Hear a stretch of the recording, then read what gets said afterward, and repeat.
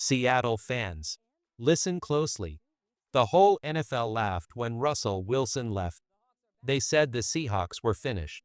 They said this team was rebuilding, forgotten, done. But guess what? Here we are, and Seattle is still standing, still fighting, and heading into this showdown with the 49ers with more momentum than anyone wants to admit. The national media may not see it, but we do, and today, I'm going to show you why the Seahawks might be one of the most dangerous teams in the league right now. The Seattle Seahawks are heading into this game against the San Francisco 49ers with real confidence and some big reasons to feel good.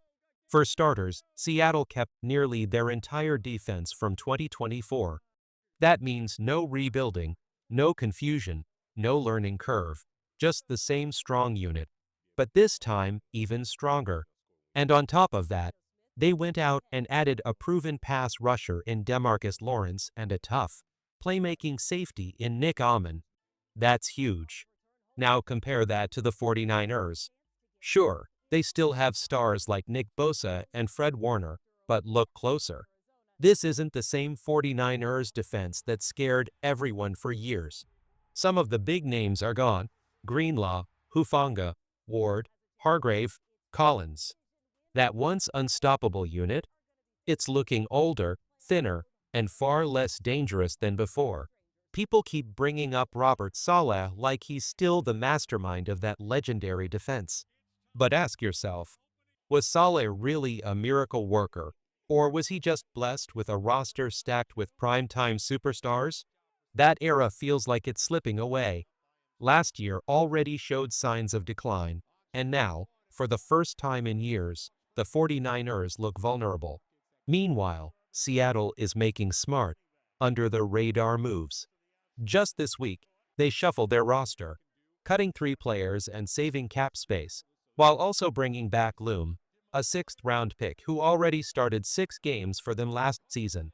That's the kind of depth you need when the season gets tough. Someone who knows the system and can step right in. And when I look at this matchup, I don't think it's close. I see the Seahawks winning 24-20, taking control late and proving once again that this team refuses to be written off. But what about you?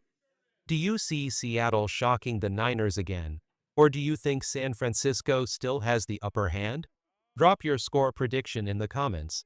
I want to see how confident Seahawks Nation really is. Now, let's talk about the real advantage Seattle has going into this season. And honestly, I don't think anyone in the national media is paying attention. The Seahawks haven't really lost anybody important. Look at the roster changes. 3 players out, 3 players in. No collapse, no rebuild, no panic. Just quiet, smart roster management. That kind of stability matters. Meanwhile, look at the 49ers. New offensive coordinator, new quarterback, shifts all across the offensive line, changes at wide receiver. That's not just a tweak, that's a reset. And you know what happens when divisional teams face each other in week 1? The team with the most consistency usually controls the game. And in this case, that's Seattle. Think about it. The Seahawks defense is almost exactly the same as last year. Same players, same chemistry, same energy. That gives them a massive advantage. While San Francisco is still figuring out how their pieces fit together, Seattle's defense can play fast, confident football from the very first snap. But here's the part that makes me really excited. What happens if the Seahawks offense clicks early? What if Sam Darnold gets comfortable in this system? What if the running backs heat up and start breaking big plays? And imagine if Cooper Kupp still has that magic, if he looks anything like the player we know he can be. This offense becomes a problem for everyone in the NFC. Add in even a slightly improved offensive line, and suddenly the Seahawks look way more dangerous than people want to admit. The 49ers are favored in this matchup. Vegas says they're the better team.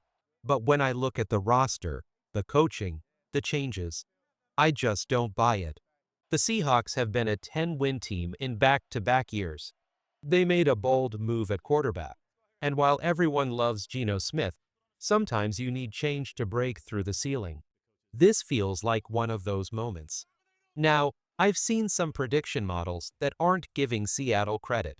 Some analysts are saying this offense could struggle early, especially with Sam Darnold adjusting to a new system and a wide receiver group that looks weaker without DK Metcalf and Tyler Lockett.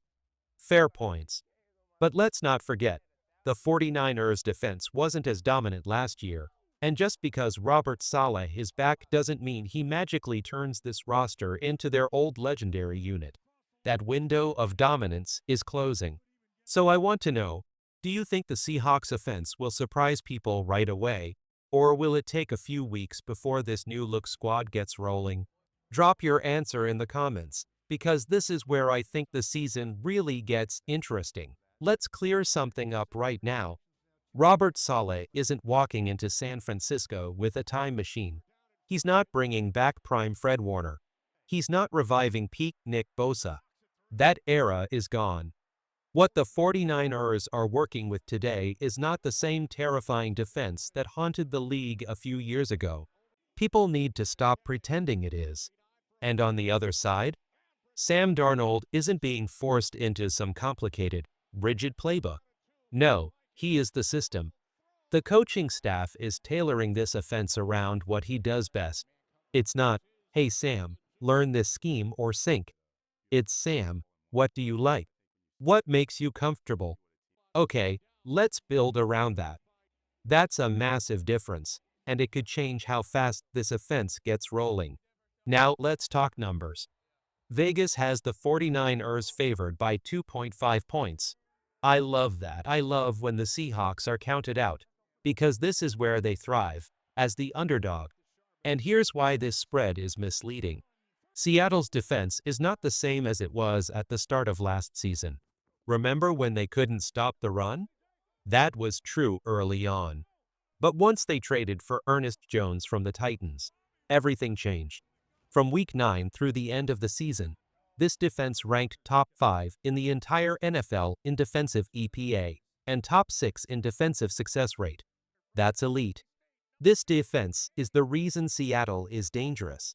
They keep you in games. They force turnovers. They buy Sam Darnold and the offense time. They put opponents in bad situations. And once the defense does its job, it's up to the playmakers. Sam Darnold, make the throw. Cooper Kupp, be that guy again. The running backs? Two studs. One of them just has to take over and tilt the game. The only real question is the offensive line. Has it improved? On paper, yes. In reality, we need to see it. Meanwhile, look at San Francisco. Their defense is a shell of what it used to be. They spent 5 draft picks on defensive players this offseason, which tells you everything. That's not dominance. That's desperation. Rookies can be talented, but they're not NFL ready overnight. And that means Seattle should be able to move the ball. This isn't the wall of steel 49ers defense from a few years back. This is a group still searching for its identity. And let's not forget the Seahawks' roster moves. 3 players in, 3 players out, plus some smart cap management. Nothing flashy, but smart football decisions that strengthen the depth chart without breaking the bank. So I'm looking at this matchup, and I keep asking myself, am I missing something? Because the national media is acting like the 49ers are still invincible.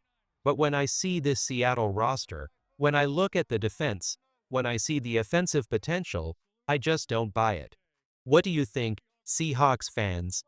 Am I overhyping this defense, or is this the year Seattle finally flips the NFC West on its head?